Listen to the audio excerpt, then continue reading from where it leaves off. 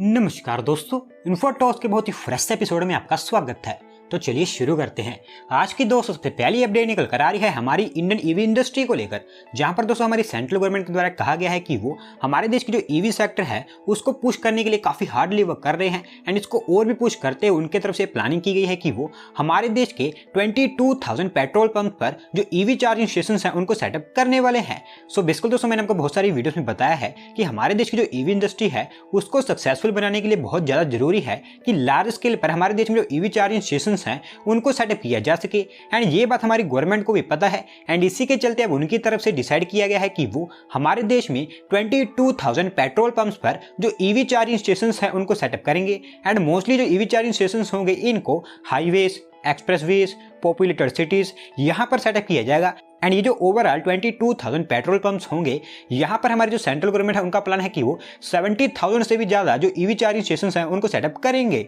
अगली दोस्तों अपडेट निकल कर आ रही है उत्तराखंड स्टेट में लॉन्च किए गए कुछ न्यू प्रोजेक्ट्स को लेकर, जहां पर दोस्तों उत्तराखंड स्टेट का जो रोड इंफ्रास्ट्रक्चर है उसको बेहतर बनाने के लिए हमारे प्राइम मिनिस्टर जी के द्वारा उत्तराखंड स्टेट में डेवलपमेंट एंड इंफ्रास्ट्रक्चर से रिलेटेड कई सारे प्रोजेक्ट्स का फाउंडेशन स्टोन एंड कई सारे प्रोजेक्ट्स का इनॉग्रेशन कर दिया गया है, जिनकी टोटल वैल्यू 18,000 करोड़ रुपीज की है। तो दोस्तों सबसे पहले मैं आपको बताऊं जिन प्रोजेक्ट्स का फाउंडेशन स्टोन रखा गया है तो दिल्ली देहरादून इकोनॉमिक कॉरिडोर, इसी दिल्ली देहरादून इकोनॉमिक कॉरिडोर से हलगांव, भद्रावत एंड हरिद्वार इनको कनेक्ट करने के लिए new greenfield stretches, Haridwar ring road, Dehradun Paonta Sahib road, इसके अलावा गंगा रिवर पर लक्ष्मण झूला के पैरेलल में एक new bridge, child friendly city projects, इस तरह के बहुत सारे प्रोजेक्ट्स का फाउंडेशन स्टोन रखा गया है। इसके अलावा टोटल 7 प्रोजेक्ट्स को इनॉग्रेट भी किया गया है, जिसमें 120 मेगावाट का हाइड्रो इलेक्ट्रिक प्लांट, एक लेबोरेटरी एंड जो 5 प्रोजेक्ट्स हैं वो रोड से रिलेटेड हैं।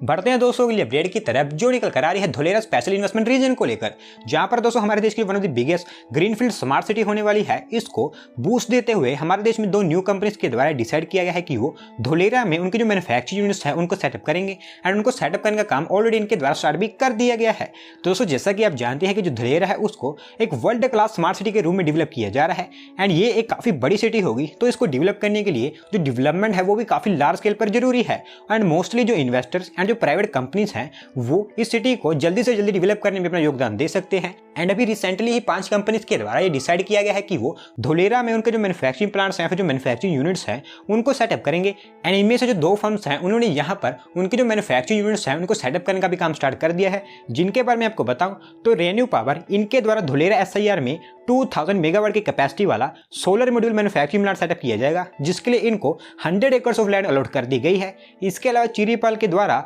Aluminium foil and PET resin manufacturing plant setup किया जाएगा, जिसके लिए इनको 90 एकर्स ऑफ लैंड अलॉट की गई है। इसके अलावा दोस्तों जो रिमेनिंग 3 कंपनीज हैं उनको भी लैंड अलॉट कर दी गई है एंड जल्द ही उनके द्वारा उनके जो मैन्युफैक्चरिंग प्लांट्स हैं वो भी सेटअप करने स्टार्ट कर दिए जाएंगे। अगली दोस्तों अपडेट निकल कर आ रही है गोवा गवर्नमेंट को लेकर, जहां पर दोस्तों गोवा स्टेट में जो इलेक्ट्रिक व्हीकल्स हैं उसकी अडॉप्शन को इंक्रीज करने के लिए गोवा गवर्नमेंट के द्वारा उनकी स्टेट में एक न्यू EV पॉलिसी लॉन्च कर दी गई है, जिसका मेन एम ये है कि आने वाले समय में गोवा स्टेट में जो इलेक्ट्रिक मोबिलिटी है उसको प्रमोट करना है। तो दोस्तों जो न्यू पॉलिसी है इसका नाम गोवा गवर्नमेंट के द्वारा इलेक्ट्रिक मोबिलिटी प्रमोशन पॉलिसी 2021 रखा गया है एंड ये अगले 5 सालों तक गोवा स्टेट में लागू रहेगी। और वहीं बात करें इसके फीचर्स की तो इसके अंतर्गत गोवा स्टेट में जितने भी जो मरीन व्हीकल्स हैं जो कि डीजल से ऑपरेट होते हैं उनको हाइब्रिड या फिर इलेक्ट्रिक व्हीकल्स में कन्वर्ट कर दिया जाएगा। इसके अलावा एटलीस्ट 100 ई-बसेस के लिए EV चार्जिंग स्टेशन, हर 3 किलोमीटर के डिस्टेंस पर सिटीज में EV चार्जिंग स्टेशन, हाईवेज पर हर 25 किलोमीटर के डिस्टेंस पर एक और EV चार्जिंग स्टेशन, ये कुछ मेन ऑब्जेक्टिव्स हैं जो कि इस पॉलिसी के हैं। इसके साथ साथ में उनकी स्टेट में जो EV प्रोड्यूसर्स या फिर जो EV कंज्यूमर्स हैं उन दोनों को सब्सिडीज भी प्रोवाइड करवाई जाएंगी एंड मोस्ट इंपोर्टेंटली इस पॉलिसी के थ्रू आने वाले 5 सालों के अंदर अंदर गोवा स्टेट के जो EV सेक्टर है उससे related 10,000 direct and indirect jobs generate की जाएंगी।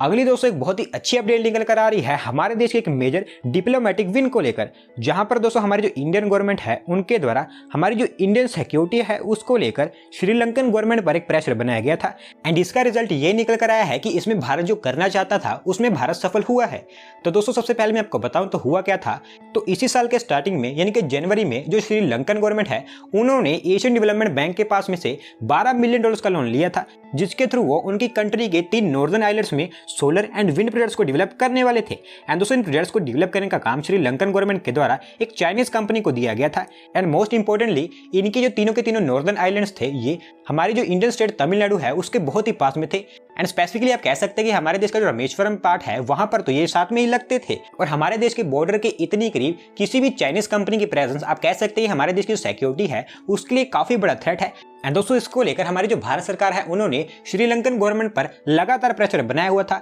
एंड इसमें आप कह सकते हैं भारत सरकार सक्सेसफुल भी रही है क्योंकि जो भारत सरकार है उन्होंने श्रीलंकन गवर्नमेंट को कहा था कि वो इस टेंडर को कैंसिल कर दे जो कि चाइनीज कंपनी को दिया गया है एंड साथ साथ में वो भारत से $12 मिलियन की ग्रांट ले जो कि बिल्कुल फ्री में होगी जिससे वो इनके जो सोलर एंड विंड प्रोजेक्ट्स है उनको डेवलप कर सके। और क्योंकि श्रीलंका को ये फ्री में मिल रहा था तो इसलिए उन्होंने भारत सरकार का जो प्रपोजल था उसको एक्सेप्ट करके जो चाइनीज कंपनी को यहाँ पर टेंडर दिया गया था वो कैंसिल कर दिया है। एंड आप कह सकते हैं कि ये अब इस समय में हमारे देश के लिए काफी मेजर डिप्लोमेटिक विन है।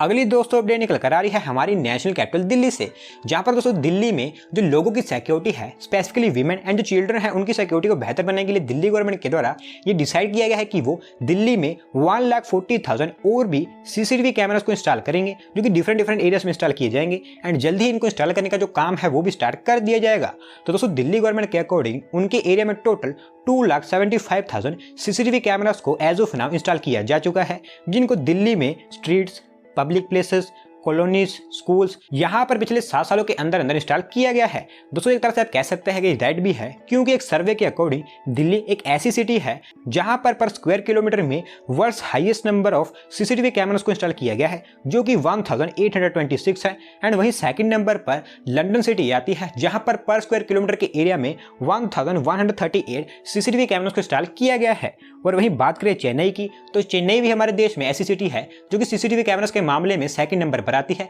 जबकि दिल्ली में चेन्नई के मुकाबले 3 गुना ज्यादा सीसीटीवी कैमरास इंस्टॉल किए जा चुके हैं। एंड अब दिल्ली में 1,40,000 और भी सीसीटीवी कैमरास को इंस्टॉल करके दिल्ली में जो टोटल सीसीटीवी कैमरास हैं उनके नंबर्स को 4,15,000 तक ले जाया जाएगा और ये जो काम होगा ये भारत इलेक्ट्रॉनिक्स लिमिटेड के द्वारा कंप्लीट किया जाएगा।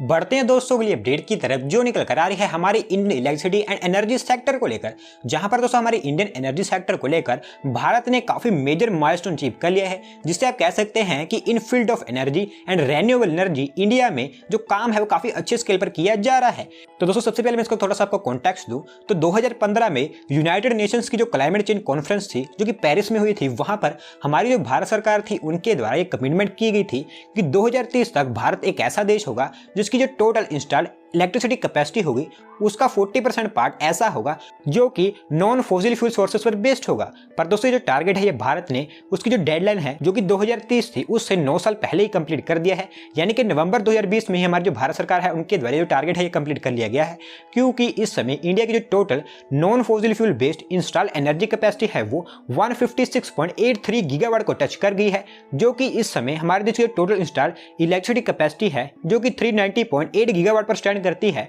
उसका 40.1% पार्ट है। और ये जो टोटल 156.83 गीगावाट की नॉन फॉसिल बेस्ड एनर्जी है इसमें रेन्यूएबल एनर्जी 150.05 गीगावाट पर स्टैंड करती है एंड वही जो न्यूक्लियर एनर्जी का शेयर है वो 6.78 गीगावाट का है। एंड ओवरऑल दोस्तों ये दोनों मिलकर हमारी जो total installed renewable energy capacity है उसका 40.1% पार्ट कंप्लीट करते हैं जो कि आप कह सकते हैं काफी बड़ी अचीवमेंट है। आज की दोस्तों लास्ट अपडेट निकल कर आ रही है हमारे देश के कोल ट्रांसपोर्टेशन से रिलेटेड इंफ्रास्ट्रक्चर को लेकर, जहां पर दोस्तों हमारे देश में जो कोल ट्रांसपोर्टेशन है उसको बेहतर बनाने के लिए हमारी सेंट्रल गवर्नमेंट के द्वारा डिसाइड किया गया है कि वो कई सारे रेल इंफ्रास्ट्रक्चर जो कि स्पेसिफिकली कोल ट्रांसपोर्टेशन के लिए होने वाला है उन पर काम करने वाले हैं। एंड इसके लिए हमारी जो सेंट्रल गवर्नमेंट है उनके द्वारा 22,067 करोड़ रुपीज की इन्वेस्टमेंट की जाएगी। तो दोस्तों ये टोटल 14 रेल प्रोजेक्ट्स होंगे जिनकी टोटल कंबाइंड लेंथ 2680 किलोमीटर की होगी। एंड ये जो प्रोजेक्ट्स होंगे ये झारखंड, ओडिशा, छत्तीसगढ़ जो कि हमारे देश की बिगेस्ट कोल प्रोड्यूसिंग स्टेट्स हैं उनको कवर करेंगे। एंड इसके चलते हमारे देश का जो कोल ट्रांसपोर्टेशन से रिलेटेड टाइम है वो तो कम होगा एंड साथ साथ में जो कोल ट्रांसपोर्टेशन की कॉस्ट है वो भी कम होगी। और इसके अलावा हमारे देश की जो कोल कंपनीज है उनकी जो कोल कैरिंग कैपेसिटी है वो 410 मिलियन टन पर एनम तक और भी इंक्रीज हो जाएगी। तो दोस्तों आज की वीडियो में बस इतना ही। अगर आप अपनी तरफ से कोई अपडेट सबमिट करना चाहते हैं तो डिस्क्रिप्शन में दिए गए लिंक पर क्लिक करके सबमिट कर सकते हैं। और अगर आज की वीडियो पसंद आई हो तो वीडियो को लाइक करें, चैनल को सब्सक्राइब करें। धन्यवाद आपका वीडियो को देखने के लिए।